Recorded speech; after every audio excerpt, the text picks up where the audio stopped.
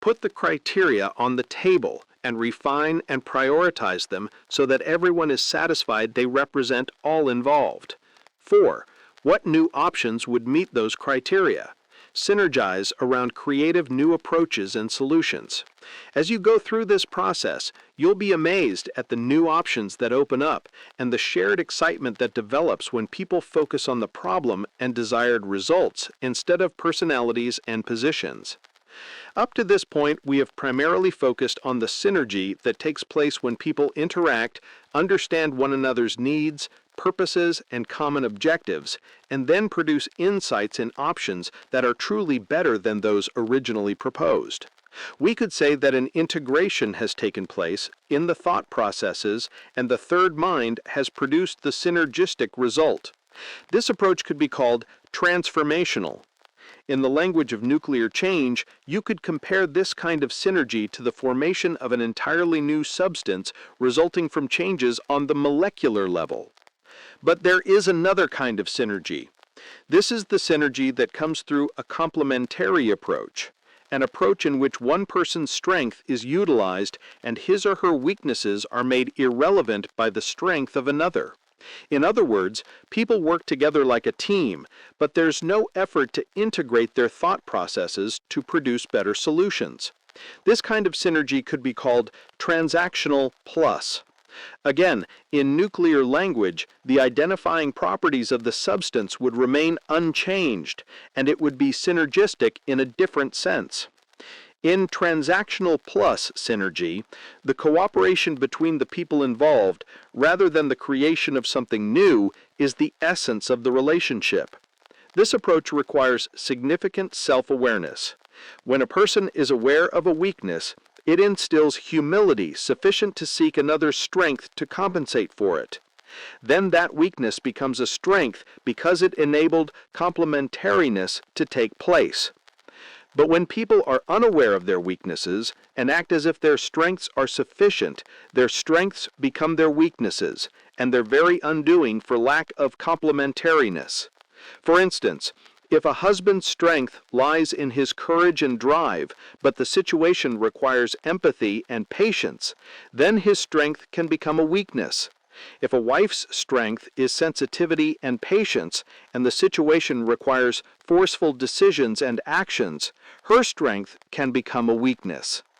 But if both husband and wife were aware of their strengths and weaknesses and had the humility to work as a complementary team, then their strengths would be well used and their weaknesses made irrelevant, and a synergistic result would occur. I worked with an executive one time who was absolutely full of positive energy, but the executive to whom he reported was full of negative energy.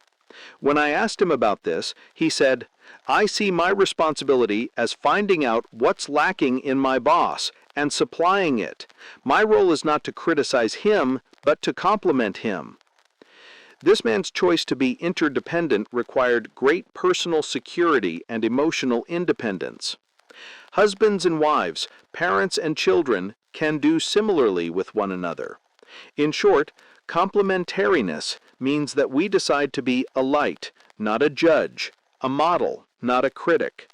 When people are open to feedback regarding strengths and weaknesses, and when they have sufficient internal security so that the feedback will not destroy them emotionally, and also sufficient humility to see the other's strengths and work as a team, marvelous things begin to happen. Going back to the body metaphor, the hand cannot take the place of the foot, or the head the place of the heart. It works in a complementary way.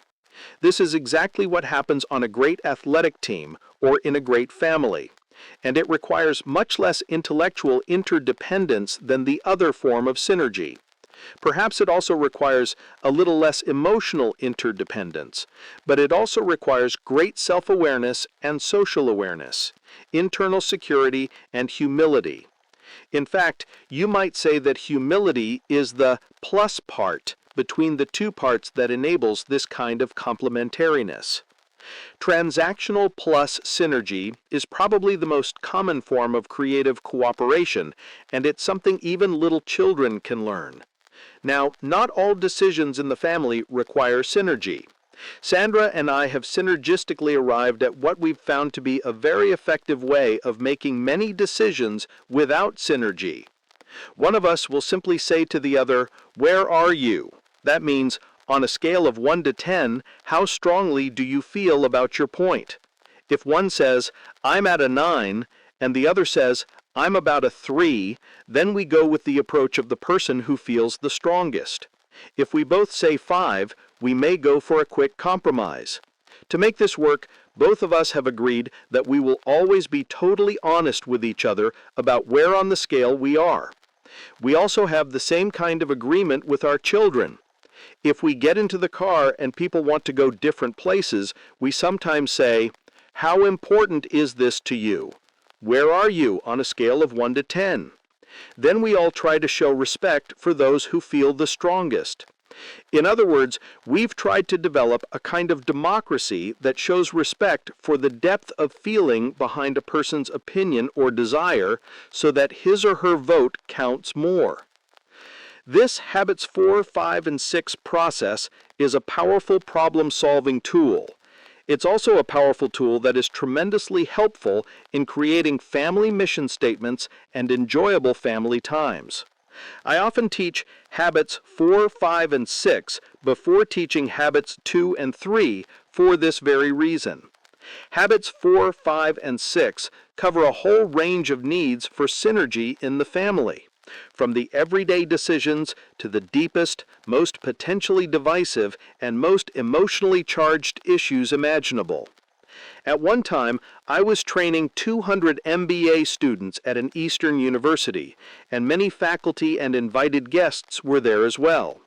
We took the toughest, most sensitive issue they could come up with, abortion. 2 people came to the front of the classroom, a pro-life person and a pro-choice person who felt deeply about their positions. They had to interact with each other in front of these 200 students. I was there to insist that they practice the habits of effective interdependence. Think win-win, seek first to understand, and synergize. The following dialogue summarizes the essence of the interchange. Are you two willing to search for a win-win solution? I don't know what it could be. I don't feel she... Wait a minute. You won't lose. You will both win. But how can that possibly be? One of us wins, the other loses. Are you willing to find a solution that you both feel good about, that is even better than what each of you is thinking now? Remember not to capitulate, don't give in, and don't compromise. It has to be better. I don't know what it could be. I understand. No one does. We'll have to create it. I won't compromise. Of course, it has to be better. Remember now, seek first to understand. You can't make your point until you restate his point to his satisfaction. As they began to dialogue, they kept interrupting each other. Yeah, but don't you realize that? I said, wait a minute. I don't know if the other person feels understood. Do you feel understood? Absolutely not. Okay, you can't make your point. You cannot believe the sweat those people were in. They couldn't listen. They had judged each other right from the beginning because they took different positions. After about 45 minutes, they started to really listen, and this had a great effect on them, personally and emotionally, and on the audience. As they listened openly and empathically to the underlying needs, fears, and feelings of people on this tender issue, the entire spirit of the interaction changed. People on both sides began to feel ashamed of how they had judged one another, labeled one another, and condemned all who thought differently. The 2 people in front had tears in their eyes, and so did many in the audience. After 2 hours, each side said of the other, "We had no idea that's what it meant to listen. Now we understand why they feel the way they do." Bottom line, no one really wanted abortion except in very exceptional situations, but everyone was passionately concerned about the acute needs and profound pain of people involved in these situations. And they were all trying to solve the problem in the best way they could, the way they thought would really meet the need. As the two speakers let go of their positions, as they really listened to each other and understood each other's concerns and intent, they were able to start working together to figure out what could be done. Out of their different points of view came an unbelievable synergy, and they were astonished at the synergistic ideas that resulted from the interaction. They came up with a number of creative alternatives, including new insights into prevention, adoption, and education. There isn't any subject that isn't amenable to synergistic communication as long as you can use habits 4, 5, and 6. You can see how interwoven mutual respect, understanding, and creative cooperation are. And you'll find there are different levels in each of these habits. Deep understanding leads to mutual respect, and that takes you to an even deeper level of understanding. If you persist, opening each new door as it comes, more and more creativity is released, and even greater bonding takes place. One of the reasons this process worked with the MBA students was that everyone in the audience became involved, which brought a whole new level of responsibility to the two in front.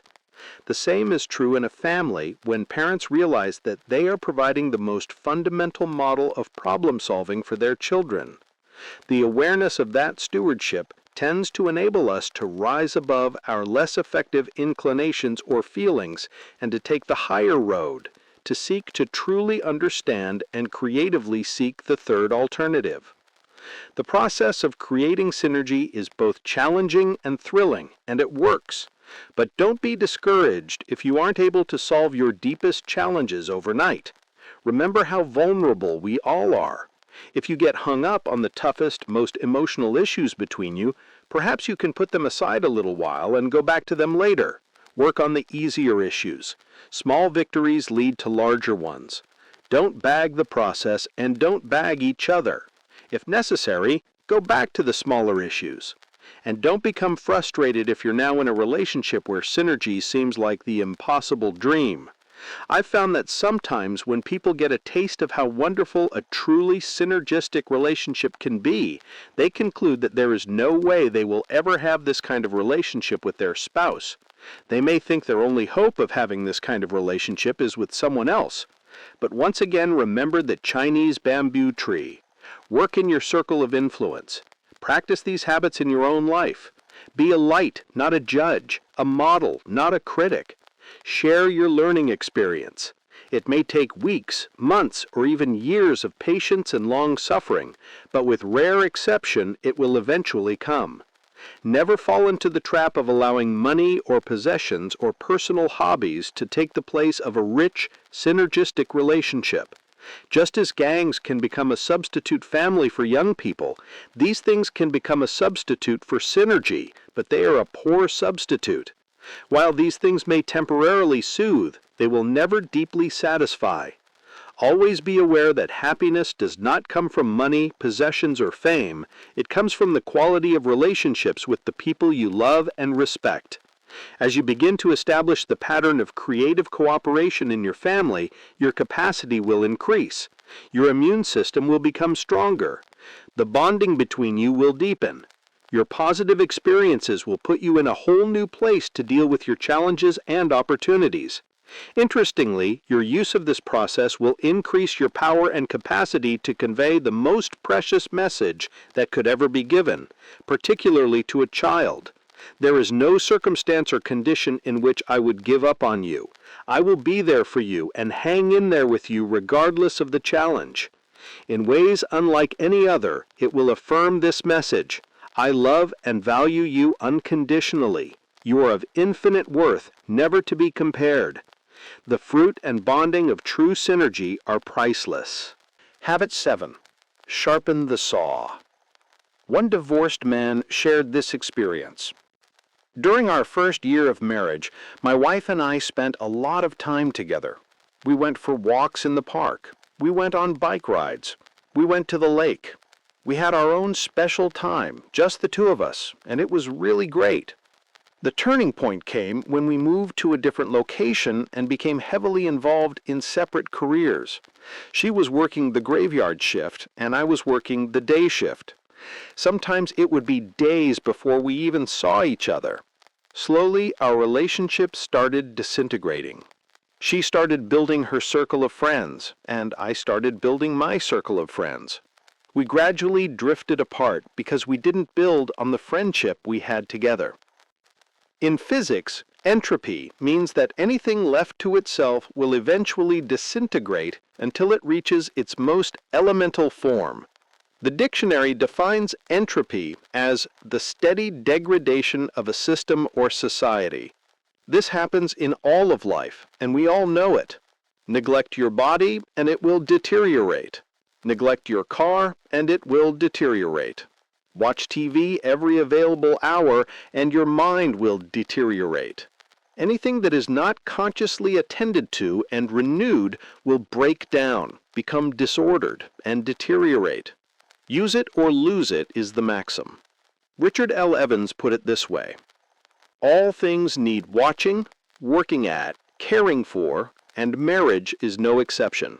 Marriage is not something to be treated indifferently or abused, or something that simply takes care of itself.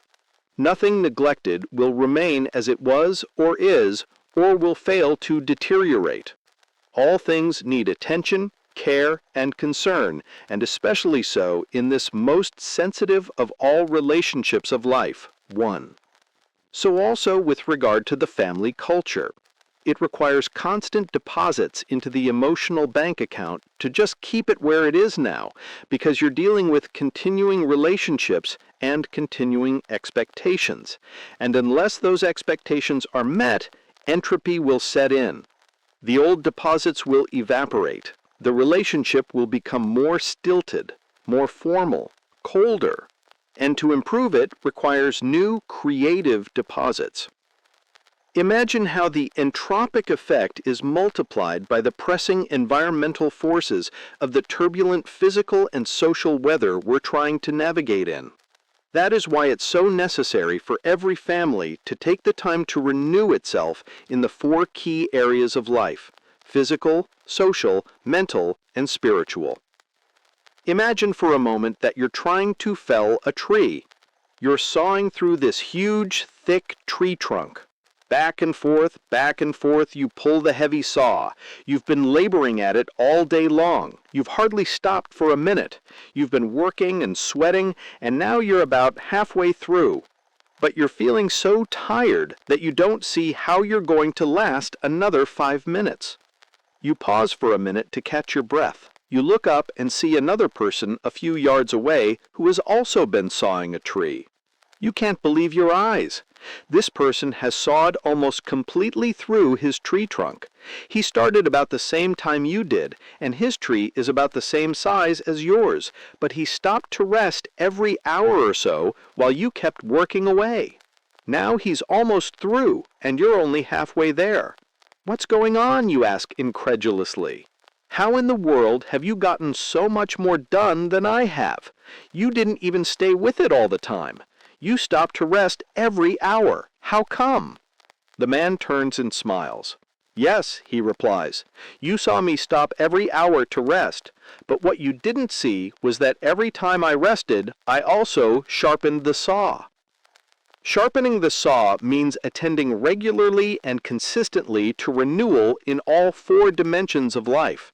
If sharpening the saw is done properly, consistently, and in a balanced way, it will cultivate all the other habits by using them in the renewing activities themselves.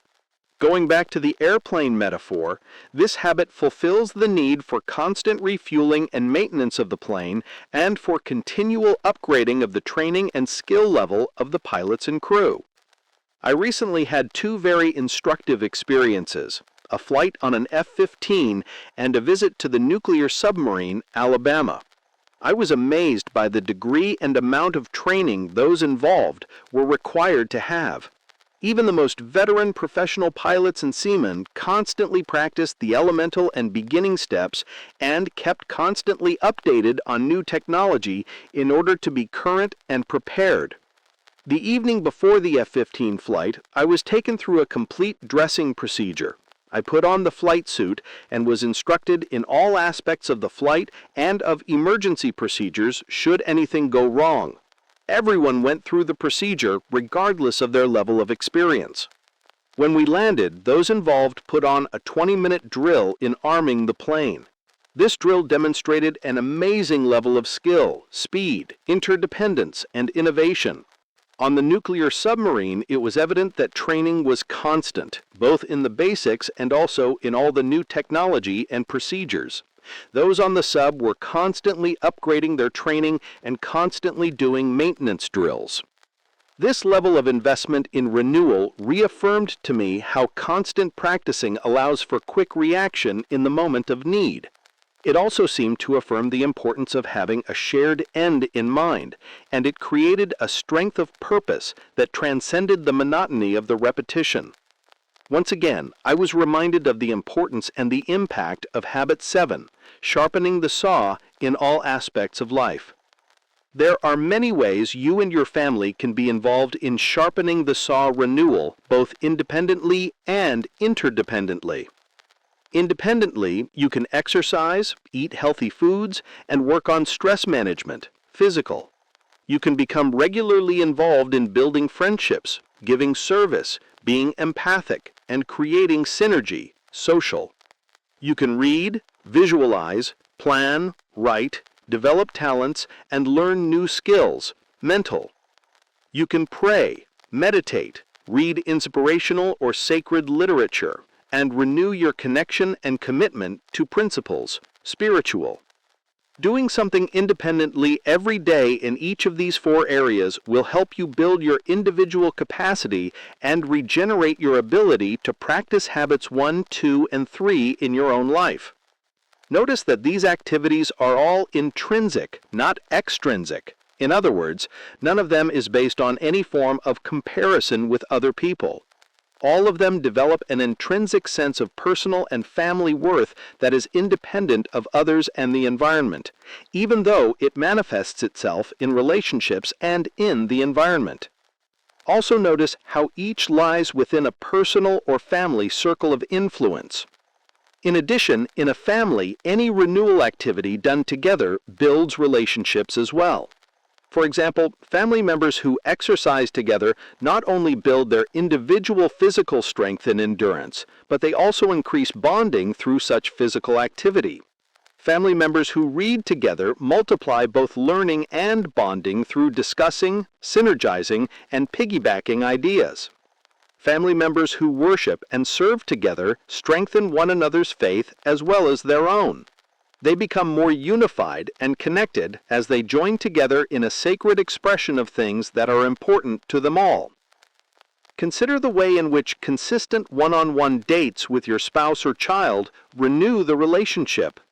Precisely because these dates take such commitment and proactive energy, particularly in the face of a dozen other activities you have to juggle, they say how important that person is to you.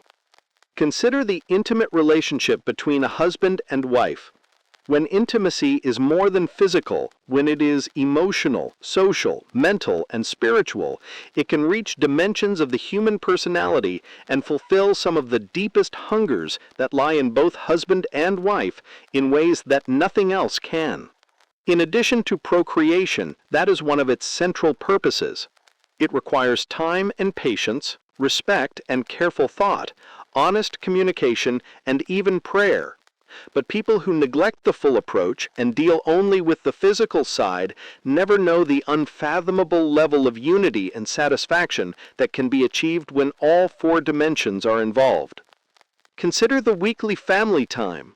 When it is planned and prepared for, and when everyone is sincerely involved in the teaching of values, in fun activities, sharing talents, prayer, making refreshments, and so forth, then all 4 dimensions are integrated, expressed, and renewed.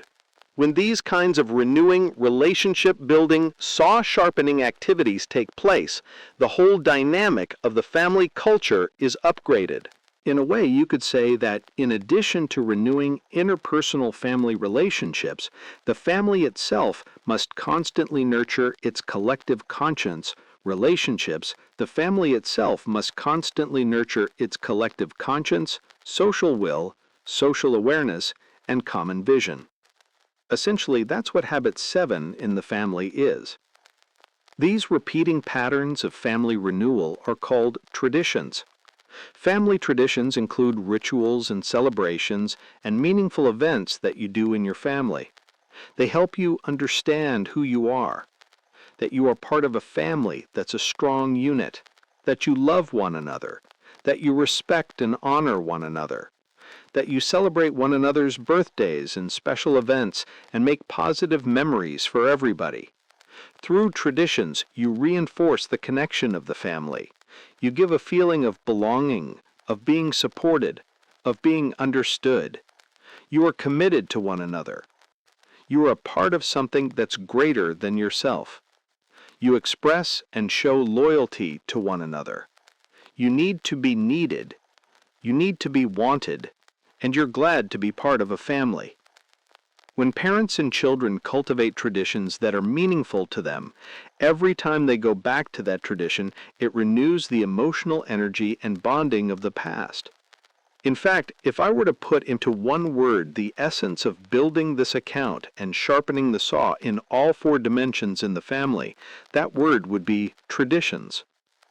Just think about how traditions such as weekly family times and one-on-ones regenerate your family in all 4 areas on an ongoing basis. In our own family, the traditions of family nights and one-on-one dates, particularly when the children write the agenda, have probably been the most enriching, renewing, and powerfully bonding parts of our family life over the years. They've sharpened our family saw. They've kept the culture focused on having fun, on constantly renewing our commitments to our central values, and on listening deeply and expressing fully. In this chapter, we're going to look at a number of other kinds of sharpening the saw traditions. I want to acknowledge at the outset that the traditions we share from our family are those that have been meaningful to us. I realize that you may have other traditions in your family and may not relate to these at all. That's fine. I'm not trying to teach our way of doing it or suggest that our way is best. I'm simply trying to point out the importance of having some renewing traditions in the family culture, and I'm using some of our own experiences to illustrate this. You will need to decide what traditions truly represent the spirit of your family culture. The main point is that renewing family traditions will help you create and nurture a beautiful family culture that encourages you to keep on track and keeps family members coming back to the flight plan time and time again. These ideas are shared in the hope that they will stimulate thinking and discussion in your family as to what traditions you want to create or strengthen in your own family culture. Family dinners. We all have to eat. The way to the heart, mind, and soul is often through the stomach. It takes careful thought and determination, but it's possible to organize meaningful meal times without television, without just gulping something down on the run. And it doesn't have to take forever either, particularly if everyone does some part in the preparation and in the cleanup. Family meals are important. Even if you only have one family meal each week, and that family meal is essentially the family time for the week. If the mealtime is meaningful and fun and well prepared, the family table becomes more of an altar than an eating counter. Marianne Jennings, professor of legal and ethical studies at Arizona State University, wrote an article in which she observed from her own experience just how vital the kitchen table is to family life. Notice how all 4 dimensions, physical, social, mental, and spiritual, are involved. I cut out my wedding dress at the same place where I memorized my spelling words. It was in that same place that I ate Archway cookies each day after school. And it was there that I prepared for my SAT. My husband-to-be was grilled mercilessly in that same spot. Much of what I have learned and hold dear is inextricably intertwined with the kitchen table. This 4x6 scratched and worn piece of furniture was a small physical part of my home. Yet, as I look back on what we did there, I realize that it was a key to the life I now have. Each night during my youth, it was the kitchen table where I was held accountable for the day's events. When is the next report card? Did you clean up the mess in the basement? Did you practice your piano today? If you wanted dinner, you had to accept the accompanying interrogation that would have violated my Miranda rights if I had done something more than attempt to bathe the neighbor's parakeet. There was no escaping the nightly confrontation with accountability. But that kitchen table was not just a source of fear. It was my security blanket. No matter how rough the day's tauntings had been, and no matter how discouraged I was over long division, the kitchen table and the adult caretakers were there every night to comfort and support. The fear generated by the Cuban Missile Crisis and my fourth air raid drill in a week disappeared in the daily certainty of a family gathered around that table, graced with Del Monte canned peas, cloverleaf rolls, and oleo, margarine. Regardless of the day's schedule or demands, the kitchen table brought us back together for roll call at 6 p.m. every night. And following my dismal task of doing dishes at a time when automatic dishwashers were country club novelties, I returned to the kitchen table to sweat bullets over homework. I read Dick, Jane, and Spot stories aloud to my father, who then did his homework while I wrote and rewrote the math tables I carry in my mind even today. Each morning that table sent me off fed and duly inspected for clean fingernails and pressed Bobby Brooks. No one left that table without a review of the day's events and assigned chores. That kitchen table nurtured. It was my constancy amid the insecurities of crooked teeth, more freckles than skin, and geography Bs on state capitals. Years have gone by since my days of black watch plaid and white anklets. Life has given me more challenges, joy, and love than I could have fathomed as my legs shook beneath that table when faced with parental inquiries. When I return to my parents' home to visit, I find myself lingering after breakfast to enjoy their company around the kitchen table. After dinner, the dishes wait, as my father and I discuss everything from the Jackie Onassis estate auction to potty training. And then, shortly after we restore the kitchen to its spotless pre-dinner state, my children return. We sit together, 3 generations, as Breyer's ice cream and Hershey's syrup melt, drip, and stick to new tiny faces at that old table. They tell Grandpa of their spelling tests and which word they missed, and Grandpa explains, "Your mother missed the same word. We sat right here and reviewed it. She still got it wrong." Perhaps it is in the genes, or perhaps it is that kitchen table, that magical, simple place where I learned responsibility and felt love and security. As I struggle each night to get dinner on my kitchen table and round up my children from the 4 corners of our neighborhood, I wonder why I just don't send them to their rooms with a chicken pot pie and Wheel of Fortune. I don't because I am giving them the gift of the kitchen table. In all the treatises on parenting, in all the psychological studies on child development, and in the data on self-esteem, this humble key to rearing children is overlooked.